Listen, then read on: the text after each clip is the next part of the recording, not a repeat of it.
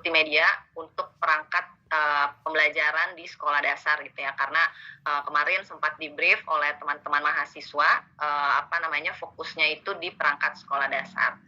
Jadi beberapa agenda yang akan saya coba jelaskan pada sesi hari ini ada 3 gitu ya. Pertama, kita akan coba lihat sebenarnya multimedia itu apa dan pemanfaatannya. Mengapa penting gitu menggunakan multimedia sebagai perangkat pembelajaran, serta nanti akan juga saya coba sajikan contoh-contoh gitu ya pemanfaatan multimedia dalam pembelajaran di jenjang sekolah dasar. Kemudian agenda yang kedua, kita masuk ke bagian kreativitas guru dalam pembelajaran gitu. Ada hubungannya dengan multimedia tadi. Jadi apa itu kreativitas sebenarnya dan ciri-ciri kreativitas itu seperti apa, sampai nanti bagaimana gitu ya kita sebagai seorang guru atau sebagai tenaga pendidik menjadi lebih kreatif. Dan yang terakhir, saya akan mencoba mengulas tentang teori kognitif gitu ya. Mungkin Bapak Ibu sekalian juga sudah pernah mendengar gitu ketika kita ingin membuat suatu multimedia sebagai media pembelajaran, itu ada teori kognitif yang perlu kita perhatikan gitu ya, karena itu akan mempengaruhi proses belajar dari siswa-siswi kita dalam menyerap apa yang kita sajikan dalam berupa multimedia. Seperti itu.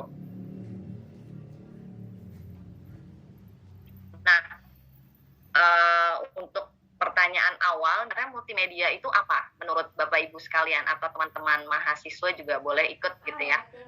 Bisa tulis di kolom chat, sebenarnya apa sih multimedia gitu yang selama ini Bapak Ibu bayangkan gitu ya, yang terbayang atau yang pernah dilihat gitu ya, bentuknya seperti apa gitu. Boleh di kolom chat bisa dituliskan multimedia itu contohnya atau bentuknya seperti apa, yang terbayang, yang terlintas. Boleh Bapak Ibu sekalian atau teman-teman mahasiswa juga boleh ikutan ya, tulis di kolom chat. Multimedia, apa sih multimedia itu, lalu contohnya apa? Ada yang mau coba tulis di chat?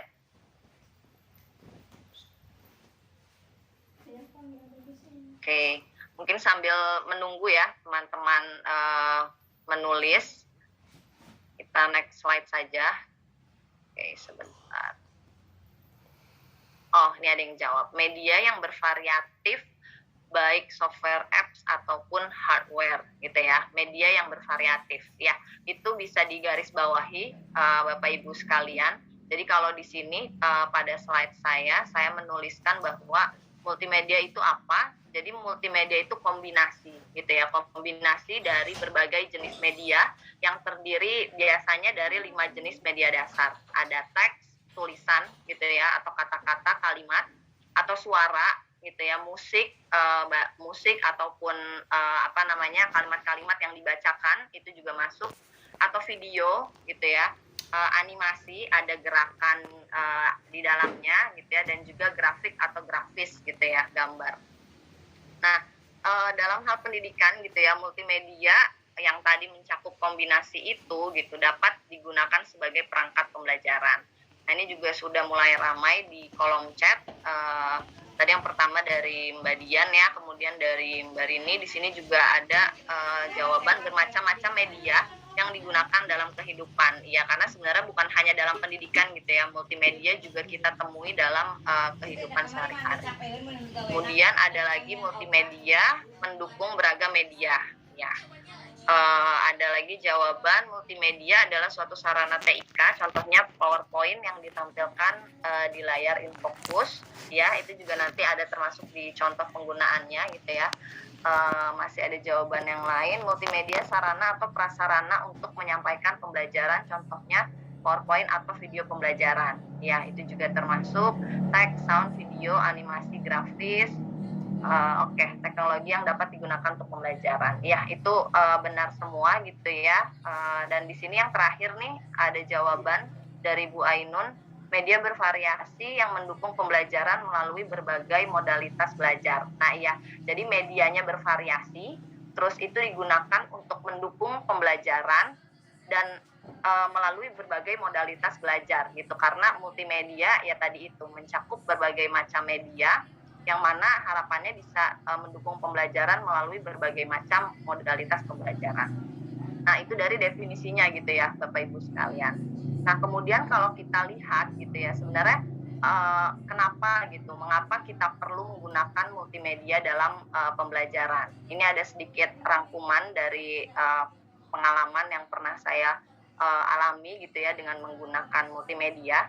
Jadi yang pertama, itu dapat membantu siswa dalam memahami materi lebih cepat gitu, karena kalau tadi disebutkan medianya bervariasi, terus modalitasnya juga terbantu gitu ya, jadi akhirnya bisa membantu siswa dalam memahami materi lebih cepat. Itu yang pertama. Terus yang kedua, memberikan proses pembelajaran yang lebih efektif. Nah, tadi misalnya ada yang menyebutkan menggunakan PowerPoint atau menggunakan video pembelajaran. Nah, di situ kita bisa memasukkan materi menjadi lebih mudah untuk dipahami, sehingga proses belajar pun menjadi lebih efektif gitu. Nah, untuk yang ketiga gitu ya, memberikan pengajaran yang sesuai dengan kebutuhan siswa gitu. Ada siswa-siswa yang memiliki gaya belajar yang berbeda-beda gitu ya. Ada yang visual, audio, atau kinestetik. Nah, di situ dengan adanya multimedia kita bisa memberikan berbagai macam learning experience gitu ya, pengalaman pembelajaran yang akhirnya sesuai dengan gaya belajarnya mereka gitu. Ataupun kalau misalnya kita lihat dari perkembangan anak gitu ya di SD gitu, kelas rendah dan kelas tinggi itu pun pasti akan berbeda gitu ya kebutuhannya. Jadi bisa kita sesuaikan juga gitu di multimedia sebagai perangkat media pembelajaran yang kita buat.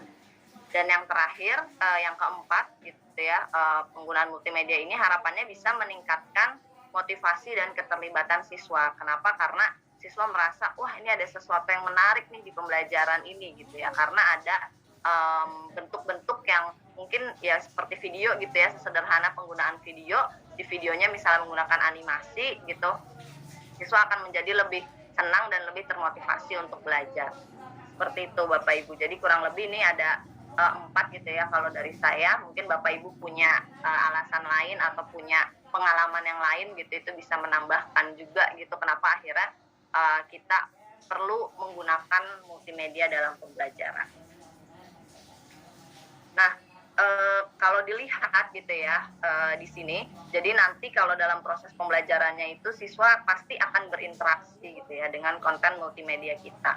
Entah itu menonton gitu ya, melihat, ataupun misalnya langsung ikut serta menggunakan konten multimedia itu gitu ya. Misalnya ada tombol yang harus diklik atau ditekan gitu ya, itu kan artinya siswa langsung berinteraksi dengan konten multimedia.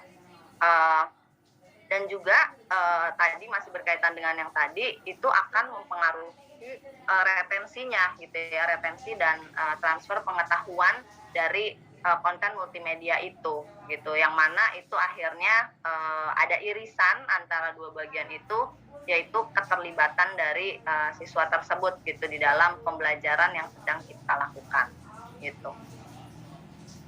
Nah, ini sekilas beberapa contoh gitu ya, pemanfaatan multimedia sebagai perangkat pembelajaran khususnya di sekolah dasar. Tapi mungkin barangkali ada Bapak Ibu guru juga atau Bapak Ibu dosen gitu ya. Ini sebenarnya bisa juga digunakan buat level yang lain gitu ya, tidak hanya di sekolah dasar. Nah, ini contohnya.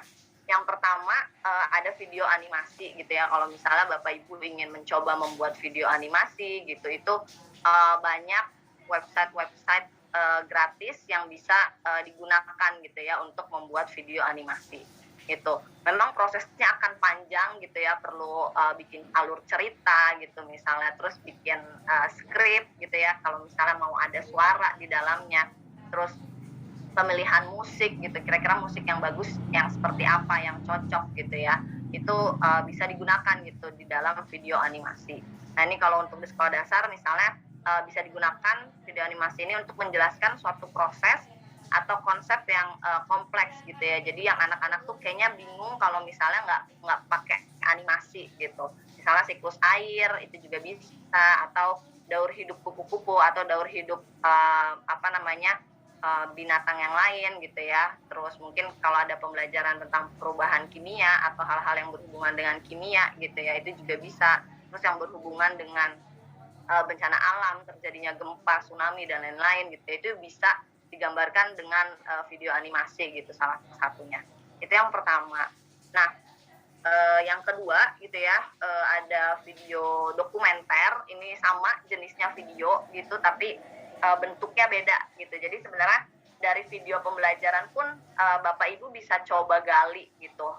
Bukan hanya video eksplanasi yang mana menjelaskan suatu teori saja, tapi sebenarnya banyak jenis-jenis video-video yang memang bisa kita gunakan yang akhirnya menjadi suatu perangkat multimedia gitu ya. Ini contohnya satu, video animasi, kemudian yang kedua video dokumenter. Nah, mungkin nanti ada lagi gitu ya, ada video tutorial gitu ya mungkin, terus ada video yang lainnya gitu. Nah, untuk video dokumenter gitu ini biasanya digunakan untuk menjelaskan suatu kejadian yang sudah terjadi gitu ya, dan biasanya sulit untuk direka ulang. Nah, ini bisa digunakan ketika untuk menjelaskan kejadian-kejadian bersejarah gitu contohnya, atau misalnya mau berkunjung ke museum-museum gitu ya. Nah, itu juga bisa dijadikan video dokumenter gitu. Nah, itu untuk video gitu ya Bapak Ibu sekalian. Nah, kemudian yang ketiga gitu, ini juga pasti Bapak Ibu sudah sering menggunakan gitu ya ketika mencari rumah gitu atau mau pergi ke suatu tempat gitu. Nah, ini ada Google Maps. Nah, sebenarnya Google Maps juga bisa kita gunakan gitu ya dalam pembelajaran di sekolah gitu. Ini juga termasuk salah satu multimedia gitu ya, karena ada tulisannya, ada arah, ada gambar gitu ya. Itu juga termasuk.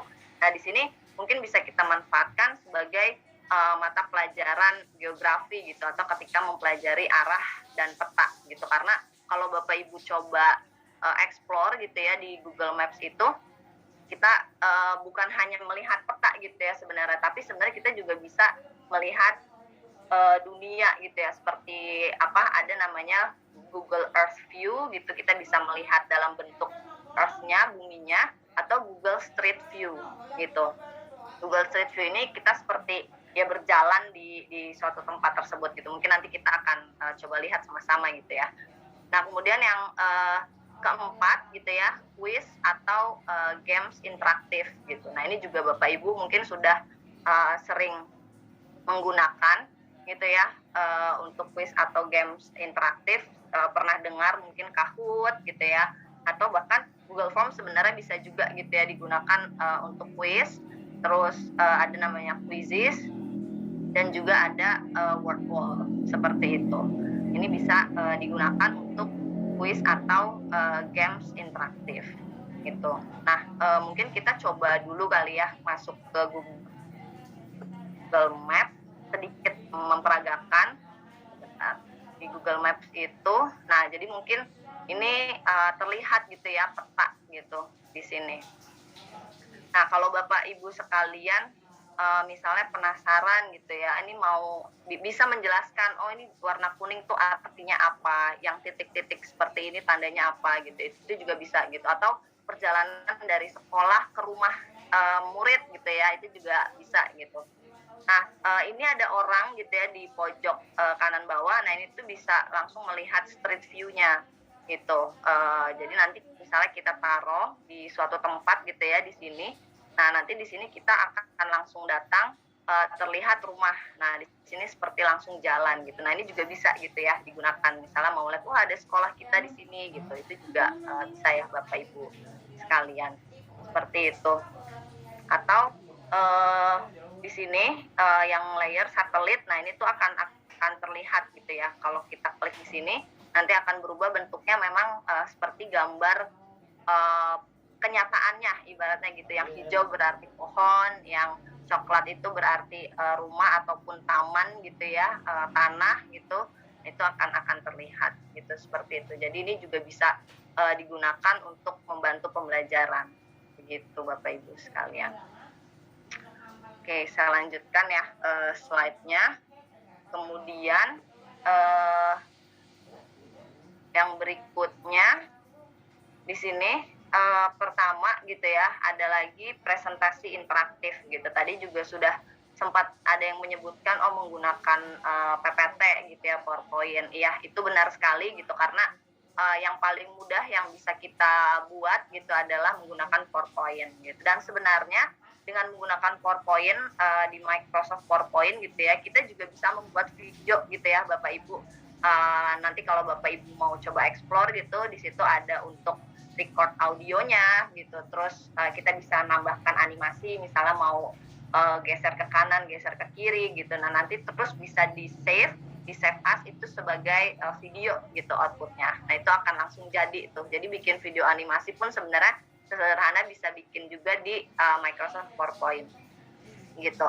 Nah, terus ini selain PowerPoint mungkin seperti saya gitu ya, ini pakai Google Slide gitu. Jadi itu juga bisa digunakan dan bisa langsung diakses secara online. Ada dua lagi, Prezi.com dan juga Genially gitu. Mungkin nanti Bapak Ibu juga bisa coba buka. Di sini Bapak Ibu bisa juga membuat presentasi yang interaktif gitu ya. Jadi ada efek-efeknya, entah nge-zoom gitu ya, memperbesar, atau geser ke kanan terus ke kiri gitu ya. Itu juga bisa gitu. Nah, kalau Genially ini sebenarnya lebih luas dari hanya presentasi ya. Jadi untuk infografis pun sebenarnya kita bisa menggunakan Genially gitu. Jadi nanti ketika diklik terus nanti muncul ada pop up gitu ya, bisa pop up tulisan, bisa pop up nanti kalau kita mau input video gitu, itu juga bisa gitu ya. Nah, terus untuk mempercantik atau mendesain gitu ya PowerPoint kita, sebenarnya banyak website-website yang menyediakan template gratis gitu. Ini ada namanya Slidesgo atau pptmon.com. Nah, di sini Bapak Ibu bisa cari gitu ya, kira-kira yang cocok untuk membuat presentasi saya tuh yang mana gitu ya. Ini bisa dicari di sini. Ini sekilas dulu. Ini contohnya untuk yang Genially gitu ya. Nah, nanti Bapak Ibu bisa coba masuk nih ke dalam websitenya. Ini gratis gitu, bisa langsung sign up saja. Nah, di sini contohnya bisa coba dilihat gitu ya, macam-macam gitu. Bisa bikin presentasi atau bisa membuat infografis juga gitu ya. Terus jadi nanti ini contohnya misalnya peta ini ada titik-titik gitu. Nah, ini ketika diklik tuh dia akan muncul nih ya, berubah di sebelah kanan. Itu nih diklik, berubah, itu Afrika. Diklik lagi, Eropa gitu. Nah, ini kita bisa bikin sendiri gitu. Seperti itu. Gamification, misalnya mau bikin games gitu ya, quiz sederhana, ini juga bisa gitu ya Bapak Ibu bikin. Seperti itu nih contohnya. Nah, yang mana gitu ya, mana jawaban yang benar misalnya gitu. Klik, nah terus nanti kita bisa berikan efek gitu ya. Nah, ini juga bisa gitu. Seperti itu untuk Genially ini. Nah, untuk tadi ada juga Prezi gitu ya. Di Prezi juga sama. Nah, ini contohnya. Jadi bisa nge-zoom terus nanti, nah seperti itu. Ini contohnya terlihat. Jadi akan lebih menarik gitu ya bagi siswi kita untuk melihat presentasi yang kita buat. Seperti itu. Nah, ini contoh dua website, slidesgo.com dan pptmon.com yang menyediakan ini ya beragam free template atau template gratis yang Bapak Ibu bisa gunakan gitu. Jadi misalnya mau mencari untuk template matematika gitu ya, tinggal dicari math gitu di sini. Seperti itu Bapak Ibu. Kita lanjut ya. Oke. Itu tadi untuk presentasi interaktif. Nah, kemudian tadi sekilas juga sudah dibahas ya tentang infografis atau poster. Nah, ini juga sama gitu, Bapak Ibu juga bisa gitu membuat infografis atau poster. Nah, yang paling mungkin yang sering digunakan gratis dan juga banyak template-template di dalamnya yang bisa digunakan. Sebenarnya Canva juga bisa digunakan untuk membuat presentasi interaktif gitu ya Bapak Ibu. Jadi bisa coba dieksplor juga gitu di dalamnya. Dan juga ada grafik, diagram, bagan gitu ya, membuat gambar kartun atau menggunakan foto gitu. Nah, itu juga termasuk dalam pemanfaatan multimedia gitu ya, ketika kita olah gitu gitu gambar-gambar tersebut. Dan yang terakhir bentukannya audio atau musik gitu ya, kita menggunakan musik atau audio di dalam pembelajaran kita gitu, biasanya untuk pembelajaran bahasa atau hal-hal yang melibatkan aktivitas kinetik gitu, misalnya ketika mau listening atau storytelling gitu ya, atau kita bernyanyi, nah itu bisa gitu menggunakan audio atau musik seperti itu. Nah, lalu tadi kan sebenarnya judul dari sesi hari ini lebih ke pentingnya kreativitas guru gitu ya. Jadi sebenarnya apa gitu hubungannya kreativitas guru dengan penggunaan multimedia dalam pembelajaran? Jelas pasti ada hubungannya gitu ya, karena ketika tadi nih kita mau buat video gitu ya, atau ketika kita mau buat quiz, bikin presentasi gitu ya, ya kita harus kreatif gitu sebagai pendidik gitu, karena kalau enggak nanti akhirnya malah jadi membosankan gitu, atau malah pesan ataupun informasi atau pengetahuan yang ingin kita sampaikan melalui perangkat multimedia itu menjadi tidak tersampaikan gitu ya. Jadi itulah pentingnya kenapa kita sebagai guru atau tenaga pendidik perlu kreatif dalam pembuatan multimedianya gitu.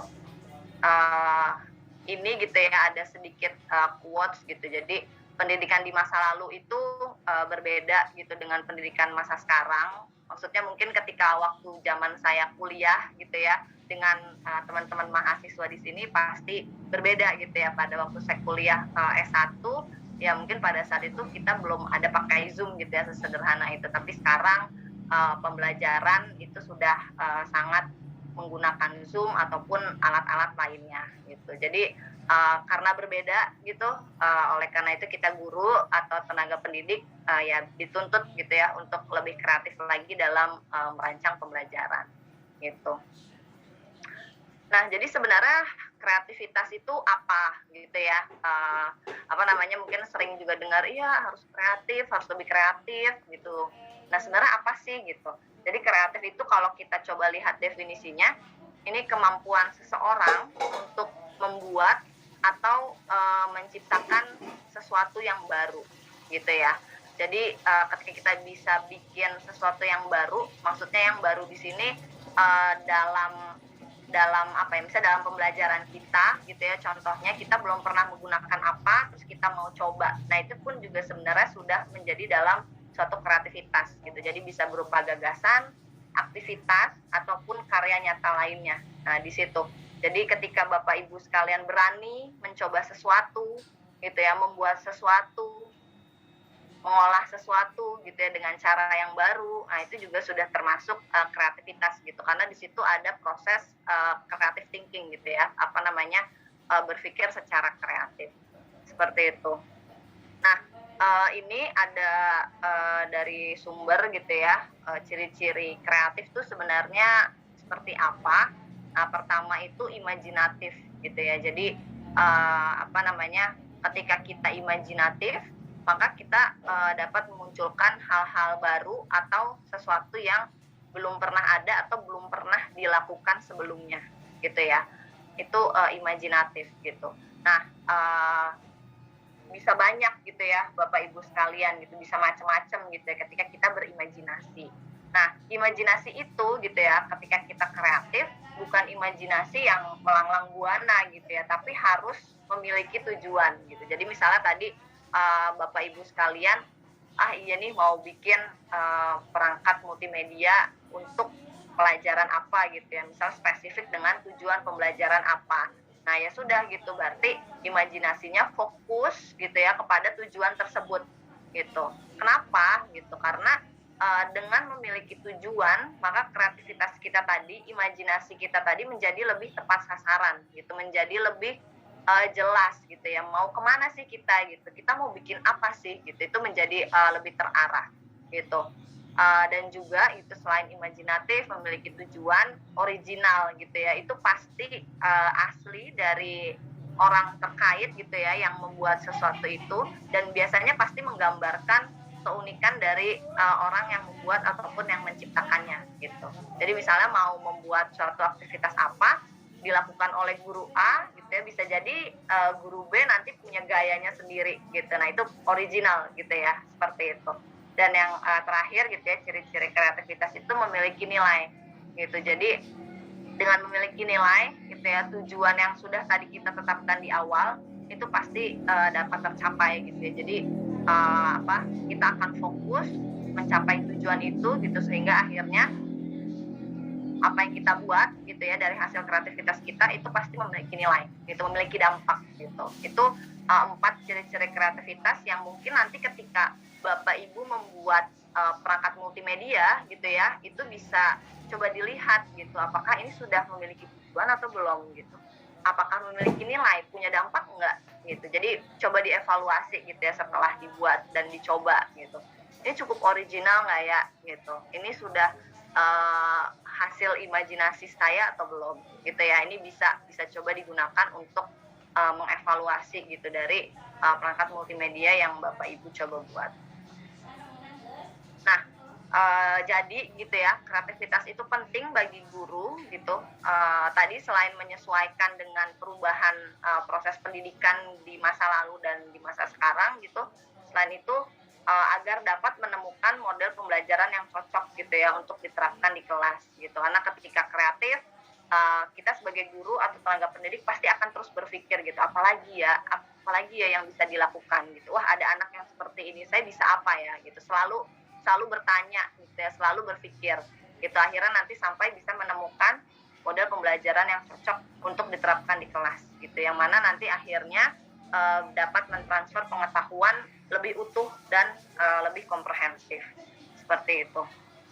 Ini sedikit tips gitu ya buat Bapak Ibu yang biasa saya juga lakukan gitu, bagaimana cara meningkatkan kreativitas. Yang pertama pasti kita perlu terbuka gitu ya terhadap setiap perubahan ya. Contohnya misalnya ada Zoom, terus tadi misalnya tahu ada Geniali gitu ya, baru tahu gitu ya, sudah terbuka gitu. Oh berarti bikin PowerPoint tuh nggak hanya bisa menggunakan Microsoft PowerPoint loh gitu ya. Oh ada Geniali ya, deh saya terbuka, saya akan coba gitu ya, masuk ke nomor 2 gitu, mau mencoba dan selalu berinovasi gitu ya. Ada apa dicoba, akhirnya pasti akan memunculkan inovasi-inovasi baru gitu.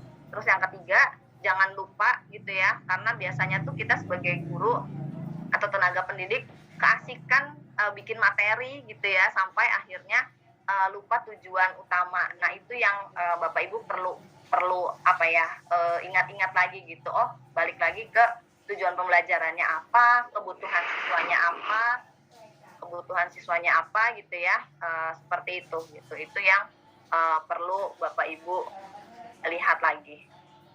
Nah, kemudian yang berikutnya, yang keempat, kembangkan gagasan dan ide sebanyak-banyaknya gitu. Jadi tadi kan udah tahu nih ada berbagai macam alat-alat yang bisa digunakan.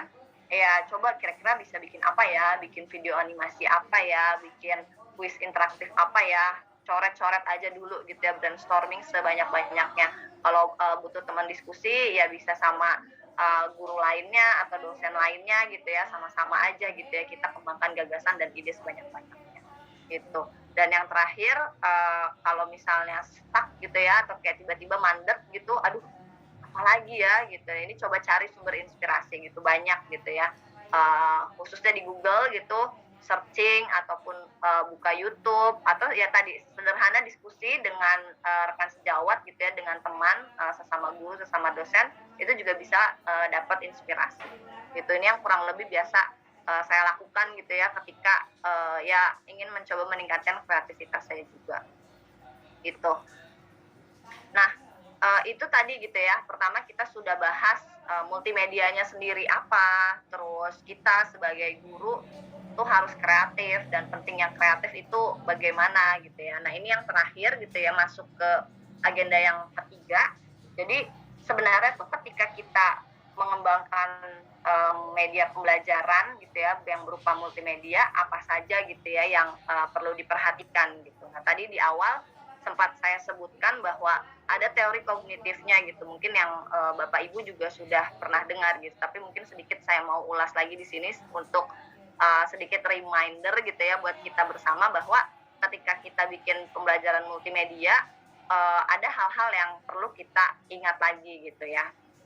Nah di sini mungkin ini sedikit pakai bahasa Inggris gitu ya. Jadi ada Mayer namanya tahun 2005, ini Cognitive Theory of Multimedia Learning. Jadi kalau kita lihat dari kiri ke kanan gitu ya Bapak Ibu, biasanya tuh setidaknya gitu ya minimalnya multimedia presentation tuh pasti ada words gitu ya, kata-kata, ataupun ada pictures gitu, ada gambarnya gitu. Nah itu gitu ya, ketika kita berbicara tentang teori kognitifnya masuk ke dua channel yang berbeda gitu ya, maksudnya sebagai manusia gitu ya, pembelajar gitu. Jadi words atau kata-kata ini kalau berupa tulisan itu akan masuk via channel mata gitu, karena mata yang akan melihat. Tapi kalau kata-katanya itu dibacakan gitu atau berupa suara gitu ya, musik, nah itu masuk melalui channel telinga gitu. Seperti itu. Ini yang pertama. Nah yang kedua ada pictures gitu ya atau gambar. Ini karena gambar gitu ya, jadi dilihat dari channelnya tuh channel mata gitu. Jadi teori kognitif ini menyatakan bahwa ada dua channel yang terpisah yang mana digunakan untuk menyerap informasi gitu. Jadi ada mata dan ada telinga gitu. Informasi itu bisa masuk dari dua channel itu gitu. Nah akan tetapi gitu ya, ears and eyes gitu, mata dan telinga ini tuh hanya memilih gitu ya. Jadi bisa jadi nih seperti sekarang gitu ya, contohnya ini saya kasih gambar seperti ini, mungkin yang tulisan-tulisan yang bisa Bapak Ibu tangkap itu nggak semua tulisan gitu, karena ya terbatas gitu kan. Terus nggak semua kotak-kotak ini gitu ya Bapak Ibu ingat gitu, atau tanda panah ini bisa diingat secara langsung gitu ya, seperti itu. Itulah kenapa jadi di sini ada tulisannya selecting words dan selecting images gitu. Jadi hanya kata-kata atau gambar-gambar tertentu gitu yang bisa kita ingat dalam satu kali waktu gitu ya. Nah dari itu gitu ya masuk gitu dari mata dan dari telinga masuk ke working memory gitu ya, atau mungkin short term memorinya kita gitu yang lagi sedang bekerja gitu, diolah gitu ya, oh suara, oh gambar gitu ya, terus digabung-gabungin nih ceritanya gitu ya di otak kita gitu. Gambar berhubungan dengan suara atau gambar berhubungan dengan kata-kata gitu ya, saling berhubungan, terus jadi verbal model dan pictorial model. Terus kalau misalnya berhasil gitu ya, berhasil memahami, nah itu terintegrasi gitu ya. Jadi integrated tuh antara tulisan dan gambar yang ada di dalam multimedia kita gitu ya, atau suara gitu ya tadi yang ada di multimedia kita. Gambar di sini juga termasuk animasi di dalamnya gitu ya Bapak Ibu. Nah baru gitu ya ketika sudah berhasil terintegrasi, maka itu akan masuk ke dalam long term memory gitu, atau yang bisa disebut sebagai prior knowledge gitu ya. Jadi ketika berhasil, nah itu tuh akan berhasil disimpan gitu. Jadi ketika di recall ulang, dipanggil ulang gitu ya, materi yang tadi itu berhasil untuk dijawab lah ibaratnya sama murid gitu ya. Tapi bukan di hari itu, tapi bisa jadi di pertemuan-pertemuan berikutnya gitu. Itulah kenapa di ujung ini kita sebut sebagai long term memory gitu. Kalau working memory ini ketika kita pada saat itu belajar gitu ya. Jadi kayak misalnya sekarang saya menyajikan grafik ini, terus Bapak Ibu melihat grafik ini, ya pada saat itu Bapak Ibu belajar di working memory-nya gitu. Apa yang ditangkap, tulisan apa yang ditangkap, kata-kata apa gitu ya yang saya keluarkan yang Bapak Ibu tangkap gitu, atau gambar apa yang saya sajikan yang Bapak Ibu tangkap gitu. Itu semuanya diolah di working memory. Nah proses ini yang sebenarnya Bapak Ibu perlu pahami juga gitu, bahwa gitu ya ketika kita bikin pembelajaran berbasis multimedia atau konten multimedia gitu ya, ada asumsi-asumsi yang perlu kita pertimbangkan gitu. Yang pertama tadi sudah saya sebutkan juga dual channel. Itu dual channel di sini maksudnya hanya ada dua channel informasi itu masuk dan nantinya akan diserap oleh otak kita, ibaratnya seperti itu. Dari mata gitu ya, tadi kata-kata ataupun suara atau musik, dan juga dari mata ya kata-kata ataupun gambar gitu ya, atau suara itu dari telinga gitu. Jadi dual channel itu yang perlu kita perhatikan gitu ya. Nah, yang kedua, limited capacity gitu, bahwa telinga dan mata kita pada saat yang bersamaan itu punya kapasitas yang terbatas gitu ya dalam memproses informasi gitu. Jadi ketika misalnya mungkin Bapak Ibu juga pernah lihat gitu ya, ada satu slide PowerPoint, terus ada banyak tulisan, terus ada gambar-gambarnya juga gitu ya, ada banyak. Nah, terus kita jadi bingung, wah ini harus baca yang mana dulu? Dari sebelah kiri ke kanan atau dari atas ke bawah gitu ya. Terus gambarnya loncat-loncat gitu, ada di mana-mana gitu ya. Yang mana dulu yang perlu kita lihat? Nah, itu kenapa kita merasa seperti itu, karena terbatas gitu ya kapasitas kita gitu. Itu juga yang perlu Bapak Ibu ingat gitu. Nah, yang ketiga, asumsinya active processing gitu ya.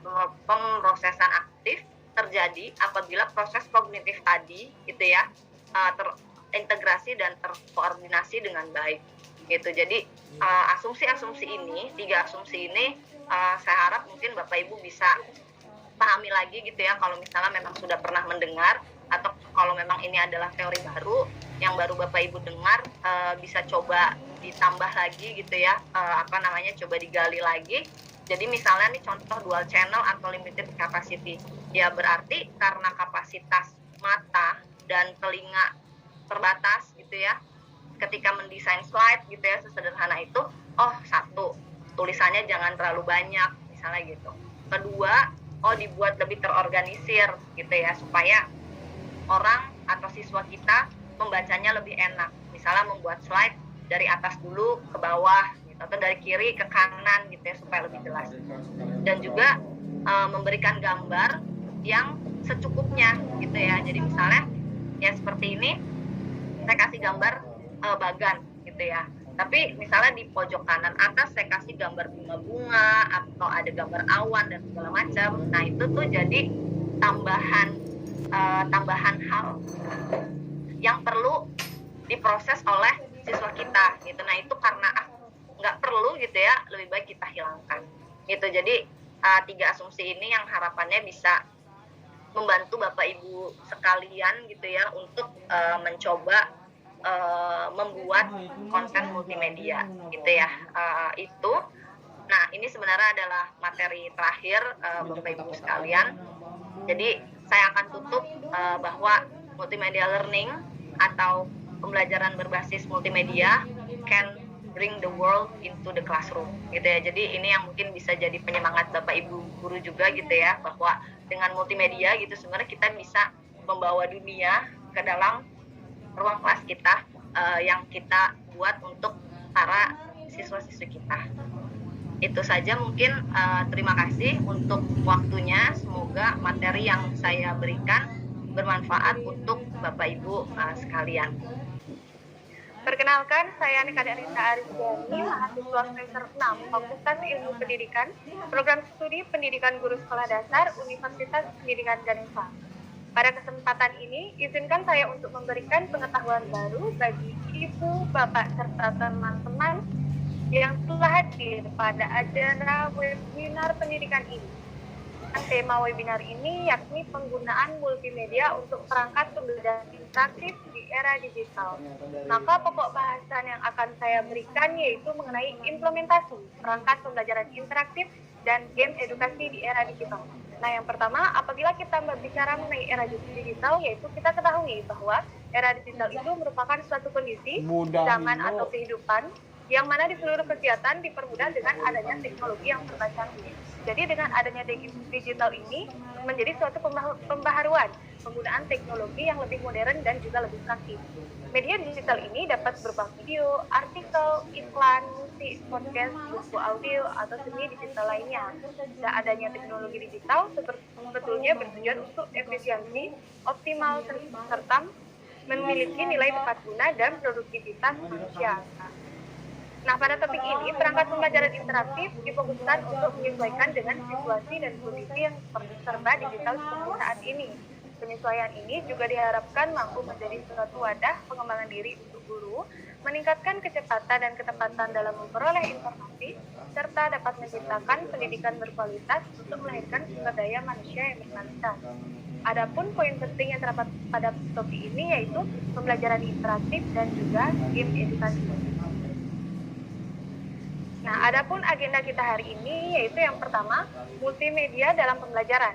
Jadi, pada multimedia pada pembelajaran ini saya akan membahas mengenai karakteristik multimedia, kemudian saya akan membahas mengenai apa saja jenis-jenis multimedia dan apa itu multimedia interaktif. Kemudian di agenda yang kedua hari ini yaitu perangkat pembelajaran interaktif atau flipbook. Kemudian kita akan mengetahui apa itu flipbook, apa itu bahan ajar, dan apa kelebihan dan kekurangan dari flipbook tersebut. Yang ketiga yaitu ada game edukasi atau word wall. Jadi di sini sesuai dengan yang telah dikatakan oleh narasumber satu yaitu game edukasi salah satunya adalah word wall. Jadi di sini kita akan membahas mengenai apa itu word wall, apa itu game edukasi, dan apa hal penting yang terdapat pada game edukasi, serta apa kelebihan dan kekurangan dari word wall tersebut. Nah, yang pertama kita akan membahas mengenai karakteristik multimedia dalam pembelajaran. Jadi di sini saya paparkan 3 karakteristik, yaitu yang pertama, memiliki lebih dari satu media yang konvergen, misalnya menggabungkan unsur audio dan visual. Jadi konvergen ini berarti memusat atau mengedepankan kecepatan, ketepatan, dan merujuk pada perkembangan teknologi komunikasi digital yang dimungkinkan dengan adanya konvergensi jaringan. Yang kedua yaitu bersifat interaktif. Nah, bersifat interaktif ini dalam pengertiannya yaitu memiliki kemampuan untuk mengakomodasikan respon dari pengguna. Jadi mengakomodasikan ini berarti menyediakan sesuatu untuk memenuhi kebutuhan dalam pembelajaran. Jadi kebutuhan belajar itu dapat kita artikan sebagai suatu jarak antara pengetahuan, keterampilan, atau sikap yang dimiliki oleh setiap peserta didik. Kemudian karakteristik yang ketiga yaitu ada bersifat mandiri. Nah, bersifat mandiri ini dalam artiannya yaitu memberikan kemudahan dan kelengkapan isi sedemikian rupa sehingga pengguna bisa menggunakan tanpa bimbingan orang lain. Contohnya saja, pada saat ini banyak siswa sekolah dasar yang sudah difasilitasi oleh orang tuanya yaitu seperti handphone dan penggunaan laptop. Nah, apabila contohnya pada sekolah dasar dia sudah bisa mendownload aplikasi secara mandiri di handphonenya. Nah, lalu setelah dia mendownload, dia akan mengeklik aplikasi tersebut, maka pada saat dia mengeklik aplikasi itu akan ada petunjuk-petunjuk. Jadi tanpa bimbingan guru atau tanpa bimbingan orang tua pun dia sudah mengerti karena sudah ada petunjuk-petunjuk pada aplikasi tersebut. Selanjutnya di sini ada jenis multimedia. Nah, multimedia dapat kita kategorikan menjadi 3 jenis. Yang pertama multimedia linear, yang kedua multimedia interaktif, dan yang ketiga multimedia hiperaktif. Jadi multimedia linear itu merupakan suatu multimedia yang tidak dilengkapi dengan alat pengontrol apapun yang dapat diusahakan oleh pengguna. Jadi multimedia ini berjalan berurutan. Dengan demikian pengguna multimedia ini hanya dapat menyaksikan atau hanya dapat menerima informasi secara berurutan tanpa adanya alat pengontrol dari multimedia tersebut. Yang kedua ada multimedia interaktif. Jadi multimedia interaktif ini adalah multimedia yang dilengkapi dengan alat pengontrol yang dapat kita operasikan atau pengguna operasikan, sehingga pengguna dapat memilih apa yang akan ia kehendaki pada proses selanjutnya. Atau dengan kata lain, multimedia interaktif ini merupakan dialog sensorik atau penyaluran yang terjadi antara manusia dan program komputer. Kemudian ada multimedia hiperaktif. Jadi multimedia hiperaktif ini adalah suatu multimedia dengan struktur di mana elemen-elemen itu saling terkait, saling memiliki keterkaitan. Maka multimedia jenis ini dapat kita katakan yaitu multimedia yang memiliki banyak sekali tautan atau link yang menghubungkan antara elemen satu dengan multimedia yang ada. Jadi dapat kita simpulkan bahwa multimedia hiperaktif ini adalah multimedia yang berbasis online. Nah, selanjutnya saya akan memberikan contoh-contoh dari jenis multimedia. Yang pertama, kita akan membahas mengenai contoh multimedia linear, yaitu ada televisi dan juga ada film. Kemudian ada juga radio. Selanjutnya, untuk jenis multimedia yang kedua yaitu multimedia interaktif. Nah, multimedia interaktif ini contohnya Microsoft PowerPoint, aplikasi Canva, kemudian e-learning, Zoom Meeting, Weaver School, Google Classroom, Padlet, dan beberapa lainnya. Selanjutnya yaitu ada contoh multimedia hiperaktif. Jadi di sini ada Hypertext Transfer Protocol atau sering disingkat menjadi HTTP. Kemudian ada World Wide Web atau sering disingkat menjadi WWW. Kemudian ada game online dan juga kemudian ada mobile banking. Jadi dari contoh ini mungkin dari ibu, bapak, serta teman-teman masih ada yang bingung apa perbedaan dari HTTP dan WWW ini. Jadi sebenarnya HTTP ini adalah komponen dari website yang mengatur perputaran data yang terjadi di dalam internet. Jadi protokol inilah yang membuat web client atau browser dan web server atau aplikasi web yang terhubung. Sedangkan istilah lain dari World Wide Web atau WWW disebut juga web merupakan bagian HTTP. Jadi WWW ini adalah bagian dari HTTP. Sementara itu HTTP merupakan Hypertext Transfer Protocol, itu perpanjangannya. Nah, dari namanya juga kita sudah tahu bahwa HTTP itu merupakan protokol standar yang digunakan untuk mengakses dokumen HTML atau dokumen hypertext. Karena HTTP itu merupakan protokol yang overhead, yang rendah. Nah, selanjutnya di sini kita akan membahas mengenai multimedia interaktif. Jadi multimedia interaktif ini ada dua kata, yaitu multimedia dan interaktif. Seperti yang telah disampaikan oleh narasumber tadi mengenai multimedia. Nah, di sini saya ingin mengulas ulang. Multimedia itu adalah gabungan dari berbagai media untuk menyampaikan informasi. Contohnya itu bisa berupa teks, bisa berupa gambar, video, musik, atau animasi.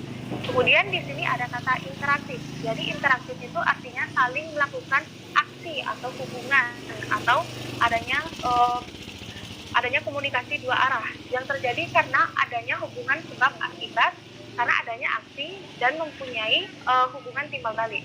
Jadi dapat kita simpulkan bahwa multimedia interaktif itu adalah gabungan dari berbagai media untuk menyampaikan informasi serta adanya komunikasi dua arah yang saling berhubungan dan serta memiliki hubungan timbal balik. Selanjutnya yaitu contoh multimedia interaktif. Nah, contoh multimedia interaktif pada pembelajaran itu yaitu multimedia perangkat pembelajaran interaktif dan aplikasi game edukasi. Jadi pada topik ini saya memfokuskan Flipbook sebagai perangkat pembelajaran interaktifnya dan Wordwall sebagai aplikasi gamenya. Sebenarnya perangkat pembelajaran yang interaktif itu tidak hanya menggunakan Flipbook, begitu juga aplikasi game edukasi tidak hanya menggunakan aplikasi berbasis web Wordwall. Namun untuk mengimplementasikan perangkat pembelajaran interaktif ini dengan menggunakan Flipbook dan Wordwall ini, saya rasa guru akan lebih dimudahkan karena selain mudah dalam pembuatannya, hasilnya pun juga sangat memuaskan sehingga dapat meningkatkan minat belajar dan rasa ingin tahu dari peserta didik dalam proses pembelajaran. Nah, selanjutnya yaitu kita fokus pada topik yaitu perangkat pembelajaran interaktif yaitu Flipbook. Nah, Flipbook ini atau kadang disebut dengan digital book merupakan aplikasi berbasis web yang menyajikan perangkat pembelajaran atau berupa bahan ajar menjadi tampilan buku elektronik. Nah, seperti yang kita ketahui bahwa perangkat pembelajaran itu seperti silabus, RPP, LKPD, bahan ajar, penilaian, dan juga lain sebagainya. Nah, tujuan saya memperkenalkan aplikasi berbasis web atau Flipbook ini yaitu dikarenakan agar peserta didik semakin mengetahui, kemudian cepat untuk menghafal dan antusias dalam belajar karena menggunakan multimedia seperti suara dan gambar yang menarik, juga siswa akan terbiasa dan lebih termotivasi untuk mempelajari suatu materi. Selanjutnya yaitu bahan ajar. Nah, di sini kita akan membahas sedikit tentang bahan ajar. Jadi bahan ajar itu merupakan suatu bentuk bahan yang digunakan untuk membantu guru atau instruktur dalam melaksanakan kegiatan belajar mengajar di kelas.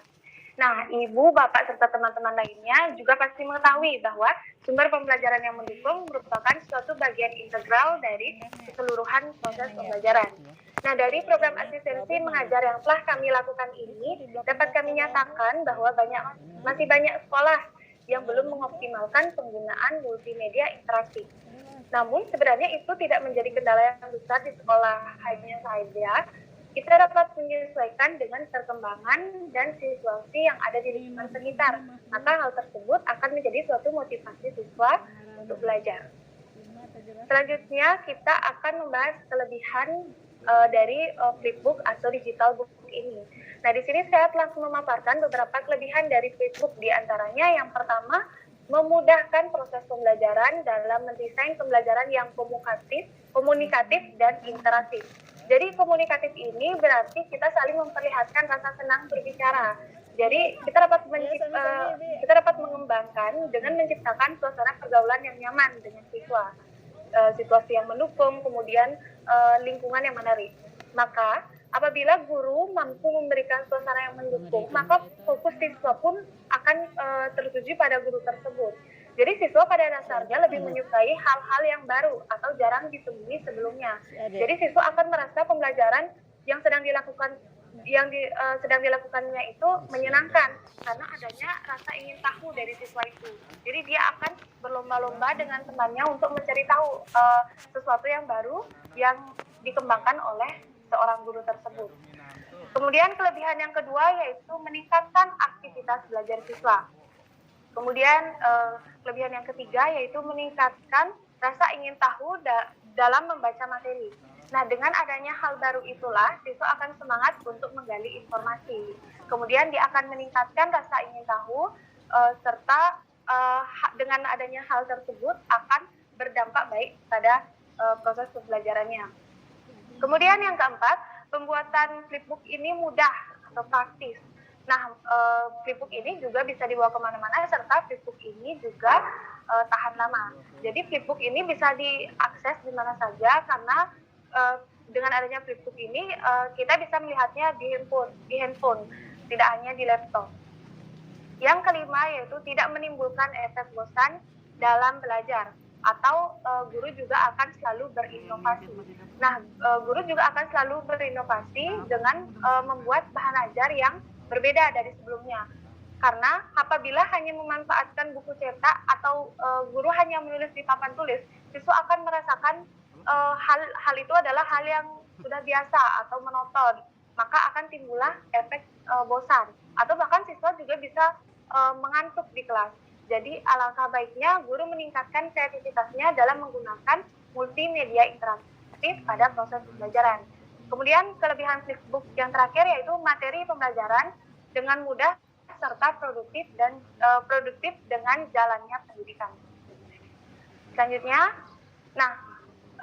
jika kita tadi mengetahui kelebihan dari flipbook ini juga ternyata masih memiliki kekurangan. Nah, jika dilihat dari kelebihannya, rasanya tidak ada kekurangan, namun masih saja ada kekurangan dari flipbook ini. Yang pertama yaitu ketergantungan akan sumber daya listrik. Nah, sebenarnya manfaat energi listrik bagi aktivitas manusia ini cukup beragam, dari sumber penerangan hingga memenuhi kebutuhan aktivitas di sekolah. Nah, sumber daya listrik ini juga berfungsi sangat penting untuk menggerakkan alat-alat elektronik. Nah, misalnya pada saat ingin mengakses flipbook yang berupa tautan atau link. Nah, hal pertama yang kita butuhkan adalah jaringan internet ataupun kuota. Maka hal tersebut terkadang menjadi sedikit penghambat. Serta apabila kita ingin menggunakan jaringan Wi-Fi pun akan menggunakan sumber daya listrik. Namun hal tersebut saat ini itu jarang terjadi, apalagi sudah banyak Wi-Fi yang terhubung secara otomatis pada handphone. Nah, yang kedua, rentannya dokumen-dokumen flipbook terhadap aktivitas yang dilakukan pembaca. Nah, dalam artiannya itu, untuk mengakses flipbook itu memerlukan handphone ataupun kita dapat menggunakan laptop ataupun komputer. Namun terdapat beberapa orang yang peka dan juga sensitif terhadap sinar radiasi yang dikeluarkan oleh handphone, laptop ataupun komputer tersebut. Nah, sebenarnya terlalu lama di depan handphone dan laptop itu juga rentan terhadap sinar radiasi yang dipancarkan. Jadi hal tersebut termasuk dalam kekurangan dari flipbook ini. Nah, selanjutnya saya akan memberikan cara dan penggunaan Facebook, yaitu sebagai berikut. Baik, pada kesempatan kali ini saya akan memberikan tutorial penggunaan aplikasi berbasis web yaitu Facebook untuk bahan ajar di sekolah. Jadi langkah yang pertama yaitu seperti kita buka Google. Maka tampilannya akan seperti ini. Langsung saja kita klik any link. Kita klik any link. Maka kita pilih any link di Facebook.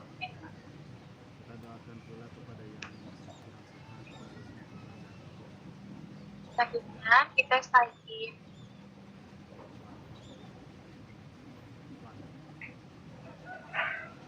Maka akan ada tampilan seperti ini. Nah, di sini ibu, bapak, serta teman-teman dapat menggunakan akun Google ataupun akun Facebook untuk login pada Android. Di sini saya akan menggunakan akun Google.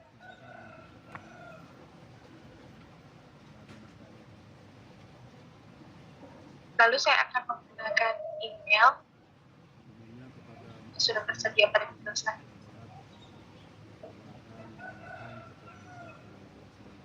Selanjutnya login kita butuh.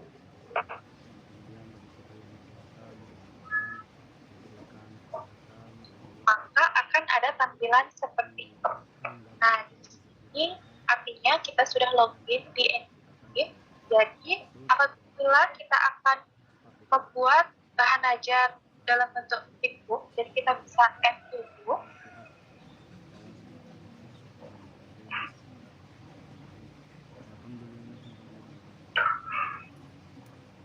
Oke, jadi setelah tampilan seperti ini, kita diharapkan untuk memasukkan dokumen.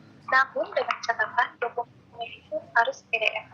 Jadi pada pembuatan dokumen ini bisa menggunakan dokumen berupa file PDF dan juga menggunakan PowerPoint dengan catatan dokumen itu harus presentasi HTML.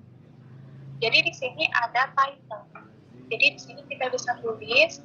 Pertama saya akan tulis bahan ajar dan deskripsinya nanti.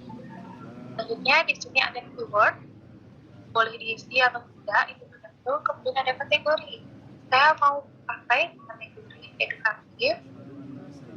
Dan ada label. Nah, di sini saya akan mencontohkan yaitu bahan ajar berupa dokumen yang sudah saya persiapkan dalam bentuk PDF. Klik upload your PDF. Dia langsung saja kita cek.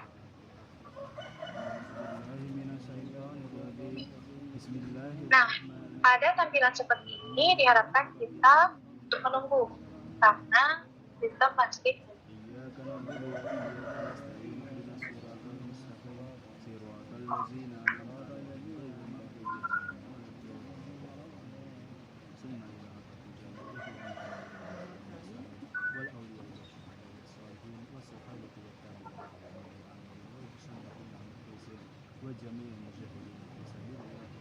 baik.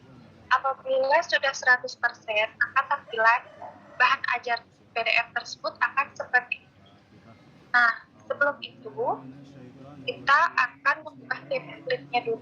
Jadi, pada template ini disediakan beberapa template background yang bisa kita gunakan di belakang atau background dari bahan ajar Facebook tersebut. Jadi, saya menggunakan yang double click. Jika tidak double click, maka background-nya tidak akan berubah.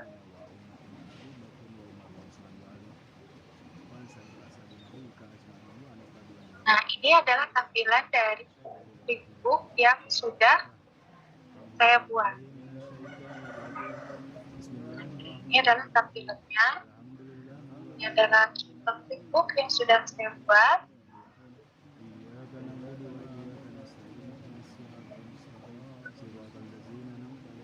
Caranya sangat mudah dan sangat simpel.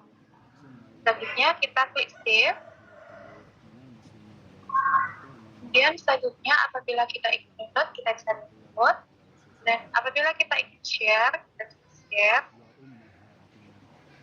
Nah, di sini kita share, kemudian ada barcode, kemudian ada book link. Jadi linknya ini bisa kita copy, kemudian kita berikan ke siswa. Jadi misalnya saya ingin membuka melalui link, yaitu tampilannya akan seperti ini. Buka, buka,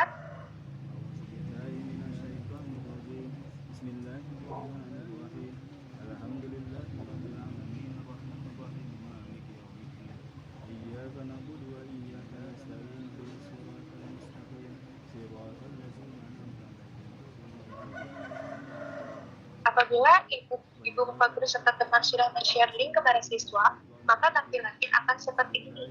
Jadi ini tidak hanya bisa dibuka pada laptop, tapi juga bisa dibuka lewat handphone. Jadi kita bisa lihat, kita buka covernya, kemudian di baliknya langsung ada kata kunci berisi. Ini sesuai dengan contoh dan ajar yang telah saya buat. Jadi seperti ini, begitu.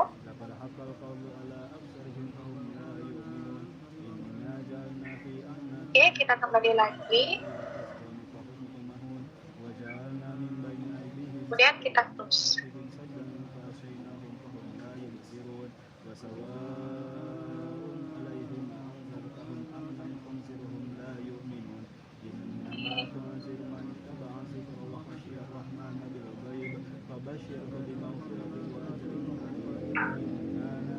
Baik, apabila ibu bapak guru serta teman-teman ingin buat klik lagi, kita bisa klik main clip di tanda tambah ini. Kemudian apabila kita ingin lihat flipbook yang telah kita buat, kita bisa klik di my book link. Baik, sekian pemaparan dari saya mengenai cara penggunaan flipbook sebagai perangkat belajar yang interaktif berupa kajian. Baik, selanjutnya yaitu mengenai game edukasi Wordball. Jadi pada kali ini saya akan memfokuskan game edukasi salah satunya contohnya yaitu Wordball. Jadi Wordball itu merupakan aplikasi berbasis web yang dapat dijadikan sebagai media pembelajaran, sumber belajar atau alat penilaian berbasis daring yang menarik bagi siswa. Jadi penggunaan Wordball ini merupakan pembelajaran yang menjadikan pembelajaran itu interaktif, seperti permainan kuis, menjodohkan, acak kata, dan juga lain sebagainya. Nah, guru juga dapat menjadikan konten ini atau konten dari game edukasi ini menjadi tugasnya.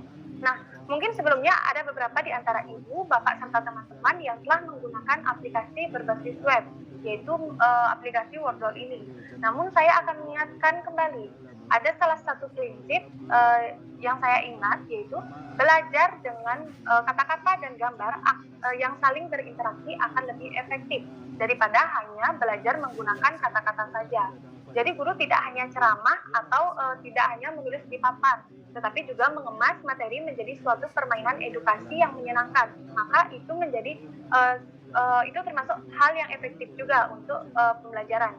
Meskipun dalam waktu hanya 1 jam, tetapi hal tersebut sudah termasuk pelatihan untuk sukses didik dan sangat bermanfaat dalam menambah kreativitas serta menambah ilmu untuk ibu, bapak, atau teman-teman yang kedepannya akan mengajar siswa dan mengikuti perkembangan zaman dari era digital ini.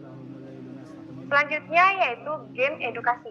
Jadi game edukasi ini merupakan permainan yang dikemas untuk merangsang daya pikir, termasuk meningkatkan konsentrasi atau fokus siswa, serta memecahkan suatu permasalahan.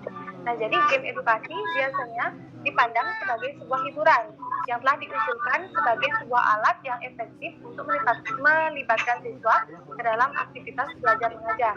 Selain itu, bapak ibu serta teman-teman yang pernah mengajar atau yang mengajar, apabila terdapat siswa yang pasif atau siswa yang kurang aktif, maka salah satu usaha untuk membangkitkan atau mengatasi sifat pasif tersebut serta menambah minat belajarnya itu yaitu kita dapat menggunakan media game atau game edukasi. Nah, bermain game merupakan aktivitas yang tidak asing dari sebagian besar siswa maupun guru. Jadi pembelajaran akan menyenangkan dan materi pun akan dapat disampaikan melalui game tersebut. Jadi game edukasi terkadang masih ada yang menuduh memberikan sedikit pengaruh negatif terhadap anak. Karena anak akan menjadi malas belajar dan jarang berinteraksi sosial dengan lingkungan sekitar. Padahal faktanya, game mempunyai fungsi dan manfaat positif bagi peserta didik, khususnya sekolah dasar. Di antaranya, anak akan lebih mengenal teknologi komputer sesuai dengan era yang serba digital dan canggih seperti saat ini. Kemudian, pembelajaran akan mengikuti perintah dan aturan. Jadi, guru akan memberi perintah dan aturan melalui game tersebut, maka siswa secara langsung akan mengikuti perintah tersebut.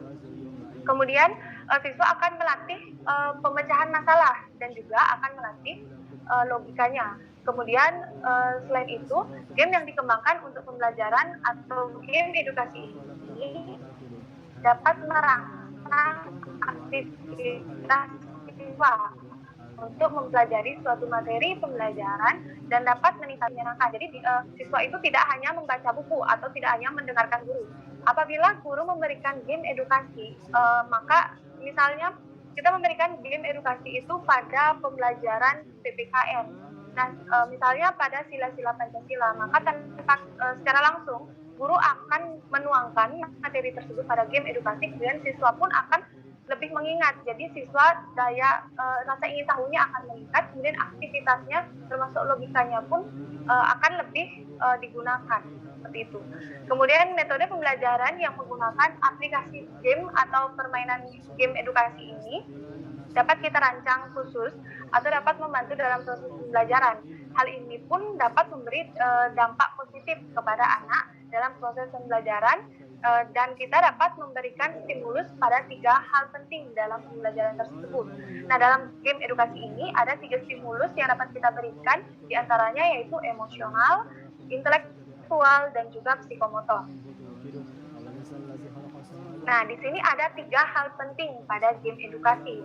Yang pertama yaitu emosional. Jadi emosional itu seperti segala sesuatu yang berhubungan dengan cara menunjukkan perasaan emosi. Terkadang bisa muncul karena dirangsang dan juga dibangkitkan. Nah, dalam proses pembelajaran, emosi juga memberikan andil. Nah, andil itu adalah atau kata lainnya modal. Jadi dengan adanya emosional ini memberi modal yang besar untuk mencapai kesuksesan belajar. Salah satu peran penting dari emosional itu adalah meningkatkan aktivitas siswa di dalam otaknya. Jika anak mengalami emosi yang positif, maka aktivitas otak pun akan meningkat, sehingga dapat berkonsentrasi jauh lebih baik. Sama halnya dengan memanfaatkan game edukasi dalam pembelajaran, maka fungsi otak akan lebih meningkat dan siswa akan mengingatnya siswa akan lebih lama untuk mengingatnya atau mengingat suatu materi yang ada pada game edukasi. Selanjutnya yaitu ada intelektual. Jadi intelektual ini berarti orang menggunakan kecerdasannya untuk bekerja. Dengan kata lain, sifat pikirannya mencakup sejumlah kemampuan, seperti kemampuan menalar, merencanakan, memecahkan suatu permasalahan, berpikir abstrak, kemudian memahami gagasan, menggunakan bahasa, dan juga daya tangkap. Jadi seperti yang kita ketahui bahwa edukasi itu merupakan proses belajar dari tidak tahu menjadi tahu, atau kaitannya antara intelektual dengan game edukasi ini yaitu apabila siswa tidak mampu mengingatnya, misalnya saja pada pembelajaran PPKN. Nah, siswa tersebut tidak mampu menghafalkan simbol Pancasila, maka hal menarik yang dapat kita lakukan yaitu memberi game edukasi yang bisa kita gunakan dengan aplikasi berbasis web ini, atau yang sedang saya bahas yaitu aplikasi berbasis web Wordwall. Nah, dengan demikian ingatan siswa dan pemahaman akan materi akan cepat meningkat. Selanjutnya 3 hal penting yang terakhir yaitu psikomotor. Jadi psikomotor itu merupakan ranah yang berkaitan dengan skill atau kemampuan bertindak. Nah, setelah seseorang menerima dari sesuatu pembelajaran tertentu, maka dia akan memiliki skill atau kemampuan yang baru. Nah, kemampuan psikomotor ini dikenal juga sebagai kecerdasan kinestik, yaitu kemampuan menggunakan gerak seluruh tubuh untuk mengekspresikan ide, pemikiran, ataupun perasaannya. Nah, kaitan antara psikomotor dengan game edukasi ini yaitu siswa akan mengekspresikan pemikirannya pada game tersebut. Contohnya saja pada Wordwall akan saya berikan cara penggunaannya nanti. Jadi di Wordwall itu akan terlihat banyak template-template. Nah, dengan demikian, siswa akan semakin ingin mencoba dan mengasah pengetahuan yang dia miliki. Karena selain itu, pada Wordwall game pada Wordwall itu juga dapat kita ulang apabila siswa sebelumnya selalu salah. Apabila siswa tidak mengetahui bagaimana yang benar, maka dia dapat mengulangnya. Jadi dapat kita simpulkan dengan cara dia mengulang, maka dia akan mengetahui, misalnya sila pertama simbolnya ini, sila kedua simbolnya ini. Nah, dengan begitu dari kesalahan dia akan belajar, kemudian dia akan mengetahui yang benar itu seperti apa. Selanjutnya yaitu mengenai kelebihan Wordwall. Nah, di sini saya memaparkan beberapa kelebihan Wordwall. Di antaranya yang pertama, permainan yang sudah dibuat dapat langsung disajikan melalui tautan atau link yang dapat kita kirimkan melalui WhatsApp, Google Classroom maupun Gmail. Jadi pada aplikasi berbasis web, kemudian yang kedua, pada aplikasi berbasis web pada Wordwall ini, permainan sudah dirancang dan dapat dicetak dalam bentuk PDF sehingga memudahkan siswa yang terkendala jaringan ataupun sinyal. Yang ketiga yaitu mempunyai banyak template yang dapat dibuat oleh guru. Nah, dalam artiannya, Ibu, Bapak, serta teman-teman sangat dimudahkan dalam penggunaan aplikasi Wordwall ini. Karena di aplikasi Wordwall ini terdapat beberapa pilihan template game edukasi yang telah disediakan dan ada banyak sekali template yang tidak berbayar. Nah, jadi Wordwall ini juga memiliki kelebihan yaitu ada template yang gratis dan juga ada template yang berbayar. Jadi template yang gratis pun sudah banyak. Jadi guru bisa membuat konten pada Wordwall tersebut dan dijadikan tugas atau dapat diberikan ke siswa sebagai game edukasi dalam pembelajarannya. Kemudian yang keempat yaitu banyak jenis permainan yang ditawarkan. Nah, termasuk permainan klasik seperti kuis dan crossword. Nah, ada juga beberapa tipe seperti yang sudah saya sayangkan ini. Nah, ini adalah beberapa template yang ada pada aplikasi Wordwall. Jadi template yang saya tayangkan ini adalah beberapa bentuk template atau template yang gratis yang ada pada aplikasi berbasis web Wordwall ini. Nah, jadi di sini guru sangat bisa berinovasi atau selalu meningkatkan kreativitas untuk memberikan pembelajaran yang menarik untuk siswa. Jadi pembelajaran selain menarik, pembelajaran itu akan menyenangkan dan siswa selalu dan menghilangkan efek bosan siswa. Jadi siswa akan mengetahui bahwa guru yang memberikan game tapi masuk pada materi pembelajaran, dia akan lebih tertarik. Rasa ingin tahunya akan meningkat, kemudian aktivitas berpikirnya akan lebih meningkat. Jadi hal tersebut sangat berdampak baik untuk siswa, apalagi di sekolah dasar. Apabila kita di sekolah dasar hanya memberikan materi, kemudian kita menulis di papan, mungkin siswa akan merasa bosan, mengantuk. Tetapi jika kita memberikan game edukasi seperti yang saya tayangkan ini, beberapa template, maka siswa itu akan merasa sesuatu yang baru selalu diberikan oleh guru. Nah, memang tidak salah jika kita memberikan materi, penjelasan, kemudian kita menanyakan PowerPoint juga bisa, kemudian menulis papan pun juga bisa. Tapi mungkin beberapa kali atau terkadang kita juga memberikan game edukasi. Jadi siswa akan merasa guru tidak hanya menonton dalam pembelajaran, hanya memberikan materi, menjelaskan, kemudian menuliskan pada papan tulis. Nah, selanjutnya, ada pun kekurangan dari Wordwall ini. Nah, mungkin tadi kita sudah mengetahui bahwa Wordwall itu memiliki beberapa kelebihan. Namun pada dasarnya Wordwall ini juga memiliki beberapa kekurangan. Nah, kekurangan dari Wordwall ini yaitu yang pertama, penggunaan pada tingkat dasar rentan terjadi kecurangan. Nah, mengapa rentan terjadi kecurangan? Karena pada aplikasi Wordwall ini dapat diulang. Namun itu tidak menjadi tolak ukur dalam penilaian apabila Wordwall ini dijadikan permainan. Nah, sebenarnya di Wordwall itu akan ada peringkat, kemudian memasukkan nama siswa, Nah, akan saya tayangkan nanti atau akan saya berikan penggunaannya nanti. Namun apabila guru ingin menggunakan untuk kuis, maka kita dapat memanfaatkan fasilitas sekolah, yaitu menggunakan LCD proyektor. Jadi pusatnya hanya ada di depan kelas, tidak hanya di HP siswa atau laptop. Jadi aplikasi berbasis web Wordwall ini kita bisa mengirimkan link. Misalnya gini, guru membuat suatu permainan di aplikasi Wordwall. Kemudian link itu bisa kita share melalui WhatsApp group, kemudian Google Classroom ataupun lewat email. Nah, jadi dengan seperti itu siswa akan mengakses di HP-nya pribadi atau di laptop pribadi. Namun apabila guru tidak ingin terjadinya kecurangan atau diulang-ulang oleh siswa apabila siswa tersebut ada salah, jadi guru dapat memanfaatkan fasilitas sekolah seperti LCD dan proyektor. Jadi dengan adanya LCD dan proyektor, maka fokus satu soal hanya akan ada di depan kelas. Seperti itu. Kemudian yang kedua, font size-nya tidak dapat diubah atau tidak bisa diubah besar kecilnya teks tersebut.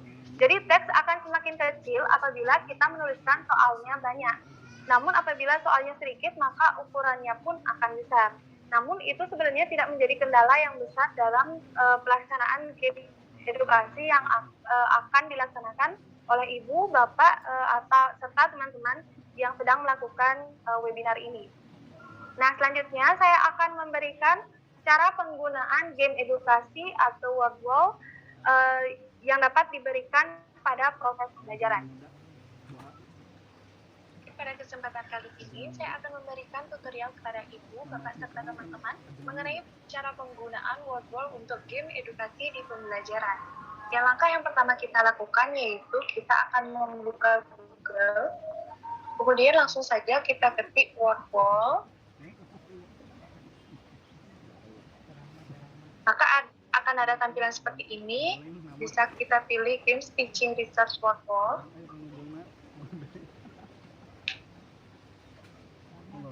Selanjutnya akan ada tampilan seperti ini. Nah, kalau kita sudah memiliki Google atau sudah memiliki email, kita bisa langsung saja login. Nah, loginnya itu menggunakan email yang ada pada Google.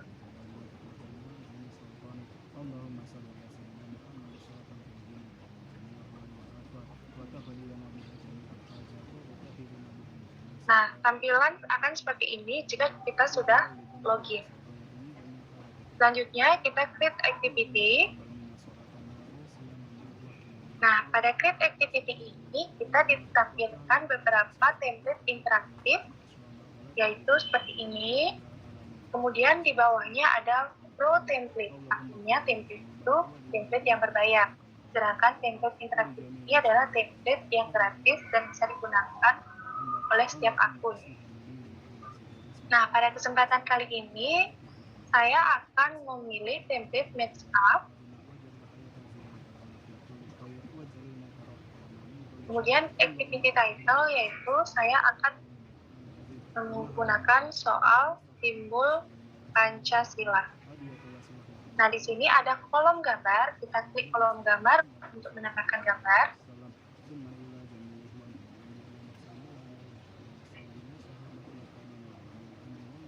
Setelah kita memasukkan gambar, lalu kita menulis definisi dari gambar itu.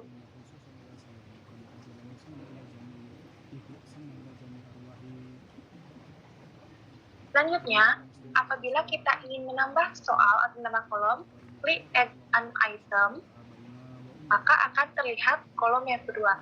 Begitu juga seterusnya. Selanjutnya, kita kembali memasukkan foto.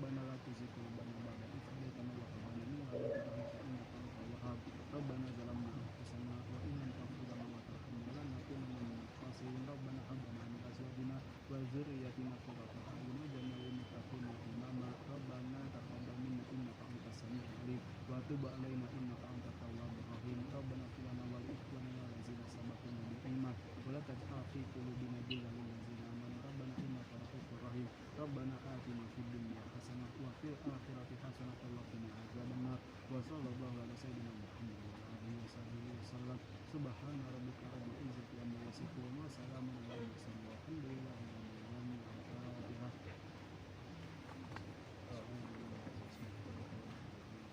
بسم الله الرحمن الرحيم الحمد لله رب العالمين الرحمن الرحيم مالك يوم الدين Apabila kita sudah selesai membuat soal, lalu kita klik done, صراط الذين أنعمت عليهم maka akan ada tampilan seperti ini. Nah, di sini ada interaktif. Jadi kita dapat mengubah template ini menggunakan soal yang sama. Yang pertama kita menggunakan match up. Jika kita ingin mengubah menjadi balon book juga bisa, quiz bisa, game show quiz juga bisa, dan lain sebagainya. Selanjutnya di sini disediakan tema. Jadi Bapak Ibu guru serta teman-teman dapat memilih tema yang telah disediakan oleh Wordwall. Selanjutnya di sini ada timer, kemudian ada random, kemudian ada end of game yaitu show answer. Jadi show answer itu artinya menunjukkan pertanyaan. Selanjutnya ada leaderboard yaitu peringkat dari siswa. Apabila kita ingin men-share ke siswa, kita set assignment. Nah, di sini ada result title. Jadi result kita yang tadi yaitu simbol Pancasila. Kemudian enter name. Enter name itu artinya apabila siswa mengerjakan soal, dia harus memasukkan namanya terlebih dahulu. Kemudian ada deadline, ada waktu, kemudian ada tanggal, misalnya tanggal 12. Kemudian end of game, so answer, leaderboards, dan start again. Start again ini artinya soal diulang kembali. Kemudian kita klik start. Maka kita dapat mengcopy link, kemudian kita kirimkan ke siswa bisa lewat WhatsApp ataupun Google Classroom dan lain sebagainya. Setelah itu kita copy link. Kemudian saya akan mencoba menjadi siswa. Nah, di sini langsung saja saya share linknya. Nah, apabila kita akan menjadi siswa, maka tampilannya akan seperti ini. Nah, di sini siswa harus memasukkan namanya terlebih dahulu.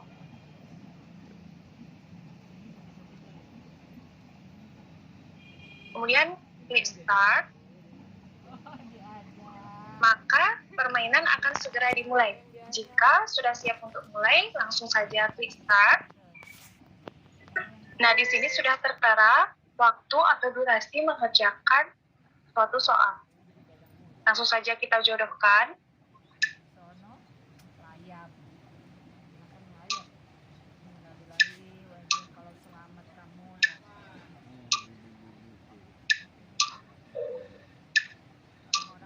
Setelah kita menjodohkan, lalu submit answer, maka nanti akan terlihat jawaban yang benar dan jawaban yang salah.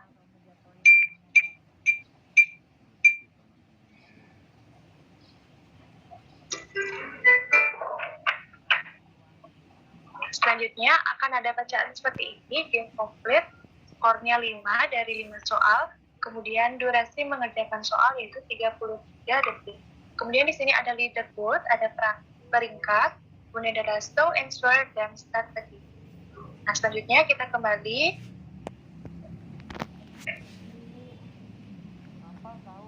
Oke, di sini kita menggunakan interactive match up.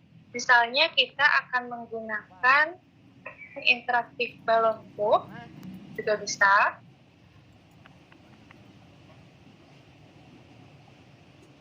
Maka tampilannya akan seperti ini. Nah, apabila guru ingin mengetes apakah pekerjaannya sudah sesuai, kita bisa klik start.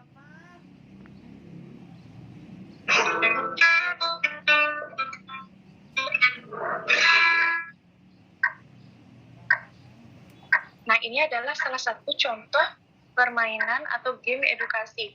Persatuan Indonesia, kita klik balonnya.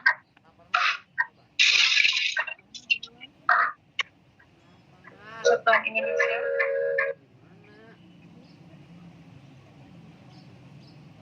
Maka skor yang diperoleh adalah 65.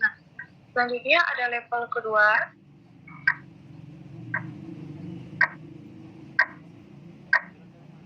Jadi di sini menggunakan level, kita bisa atur levelnya. Di sini ada speed. Levelnya bisa kita atur menjadi level 3 saja. Kerakyatan.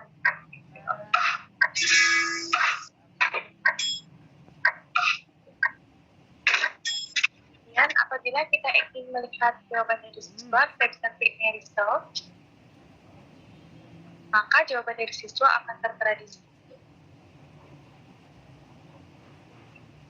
Maka di sini akan lengkap tertera, yaitu tanggal pekerjaan, jumlah siswa, skor, top skor, kemudian nama, setiawan, peminat dengan durasi waktu 28 detik, kemudian answer question. Jadi di sini ada tampilan pertanyaan dan jawabannya, kemudian ada link book. Apabila Ibu Bapak Guru serta teman-teman ingin membuat konten kembali, kita bisa klik create activity. Kemudian di sini ada bacaan. You have used one of your 5 resources. Jadi, satu akun memiliki 5 kesempatan untuk membuat konten. Namun, sekali satu konten ini dapat diubah. Seperti misalnya konten kita yang pertama mengenai simbol Pancasila. Ini masih bisa diedit, kemudian untuk template interaktifnya pun masih bisa dibuat. Jadi untuk Bapak Ibu Guru teman-teman tidak usah khawatir jika berpikir sampai tidak bisa membuat kontennya kembali. Kemudian di sini bisa apabila ingin membuat konten baru bisa dipilih yang interaktif.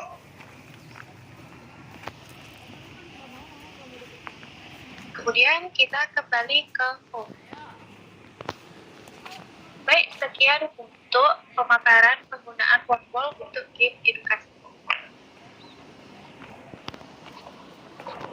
Baik, jadi dari pemaparan saya mengenai perangkat pembelajaran interaktif dan game edukasi tersebut, maka ada pun manfaat yang dapat kita rasakan dengan menggunakan multimedia interaktif, yaitu saya akan berikan sedikit, yaitu yang pertama, kita akan mengemas atau materi pembelajaran akan lebih lama diingat oleh siswa, serta mudah ditangkap dan dapat diungkapkan secara cepat dan dapat diungkapkan kembali oleh siswa. Seperti tadi contoh saya yaitu tentang PPKM, yaitu simbol Pancasila.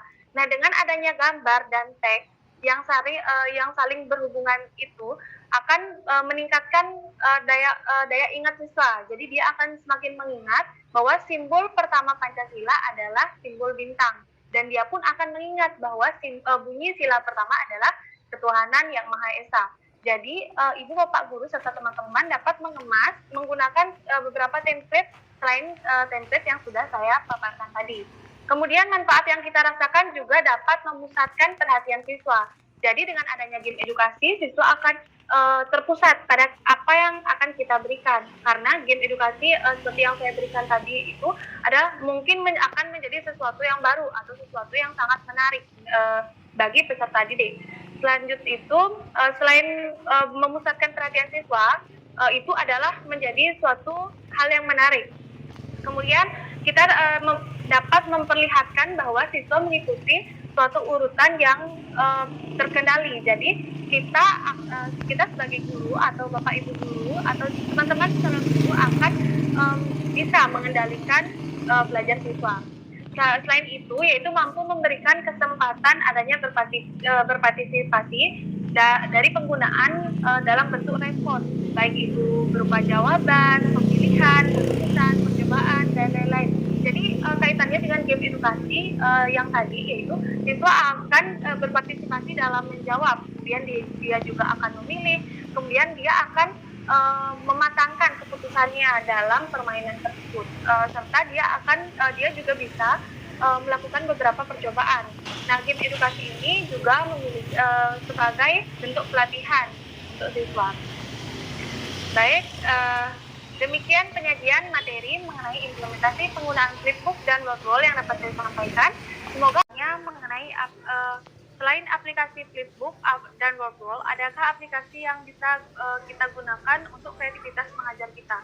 Nah, jadi seperti yang sudah saya paparkan tadi, bahwa tidak hanya aplikasi Flipbook dan tidak hanya aplikasi WordWall yang dapat kita jadikan sebagai perangkat pembelajaran interaktif. Namun ada juga beberapa perangkat pembelajaran interaktif. Contohnya ELKPD atau Live Focus. Jadi pada webinar ini saya tidak memfokuskan pada ELKPD atau Live Focus, tapi kita dapat menggunakan ELKPD atau LKPD Live Focus. Nah, jadi kakak bisa men-searching di Google, karena pada webinar ini saya tidak menekankan pada penggunaan Live Focus. Kemudian, apakah aplikasi ini juga bisa diterapkan di lingkup universitas?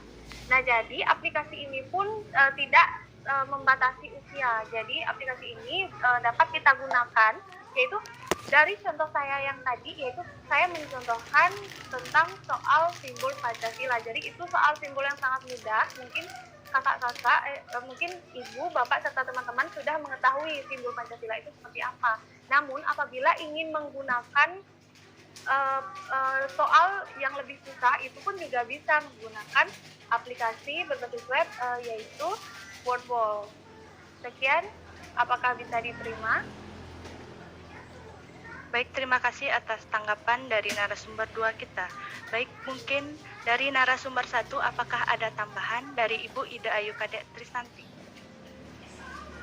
Ya, terima kasih untuk waktunya. Ada sedikit tambahan gitu ya untuk aplikasi yang bisa diterapkan di lingkup universitas. Seperti yang tadi sudah saya sampaikan juga di presentasi saya, untuk quiz atau games interaktifnya mungkin Kahoot atau Quizizz itu juga bisa digunakan gitu ya, Kak Zuhud. Itu bisa digunakan, dan juga Genially gitu ya, itu untuk bisa menggunakannya membuat presentasi atau infografis yang lebih interaktif seperti itu. Dan juga sebenarnya WordWall, ketika kita masukkan materi-materi yang lebih sesuai untuk mahasiswa, itu pun sebenarnya juga bisa gitu ya. Jadi kita sesuaikan secara desain dan secara materi-materinya, itu pun juga bisa kita gunakan untuk diterapkan di lingkup universitas. Mungkin itu tambahannya dari saya. Saya kembalikan ke moderator. Baik Ibu, terima kasih atas tambahannya. Untuk pertanyaan berikutnya, yaitu dari Ayu Widyayanti dari mahasiswa PGSD semester 6.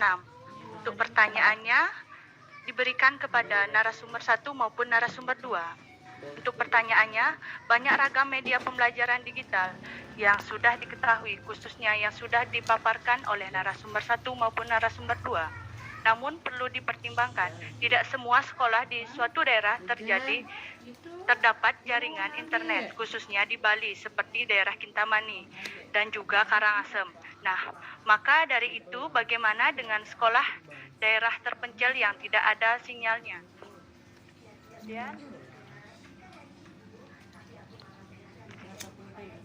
Tentu sungguh sulit mengakses fitur-fitur tersebut. Baik, mungkin dari narasumber 1, Ibu Ida Ayu Kadek Trisanti menanggapi terlebih dahulu. Ya, baik, terima kasih untuk pertanyaannya. Untuk daerah-daerah yang tidak memiliki jaringan internet gitu ya, kita sebagai guru bisa mempersiapkan materi multimedia yang bisa kita jalankan secara offline gitu ya, tanpa adanya sinyal internet. Misalnya tadi yang saya contohkan, bisa menggunakan video gitu ya, video animasi atau video pembelajaran lainnya yang mungkin ketika membuatnya bisa secara online ataupun offline juga gitu, dengan menggunakan laptop, terus di-download, baru nanti ketika proses pembelajaran kita sajikan secara offline gitu. Atau mungkin kalau Kahoot, Quizizz itu agak sulit gitu ya, karena memang membutuhkan internet. Nah, menggunakan Canva itu sebenarnya bisa.